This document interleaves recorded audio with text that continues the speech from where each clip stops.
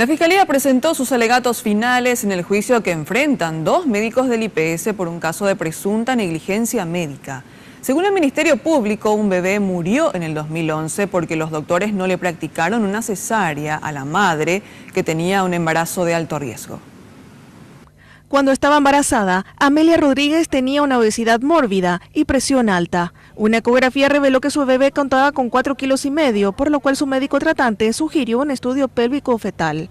Cuando fue hasta el Hospital Central de IPS por un cuadro de presión alta, la internaron para observación, sin informarle que ya estaba en labor de parto. Según la Fiscalía, los doctores Antonia Acosta y Blas Centurión pasaron por alto los factores de riesgo, no realizaron el estudio sugerido por el médico de la paciente y se negaron a practicarle una cesárea. El bebé tuvo problemas para salir por el canal vaginal y en el proceso le rompieron una clavícula y falleció 20 horas después.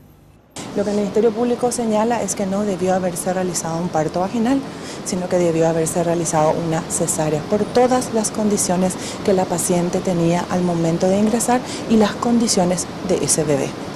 En sus alegatos finales, las fiscales Sara Torres y Karina Cerón también fustigaron la versión dada por los acusados, quienes señalaron que la paciente se sentó encima de su bebé y lo aplastó, estando sedada y con otros médicos y enfermeros en la misma sala.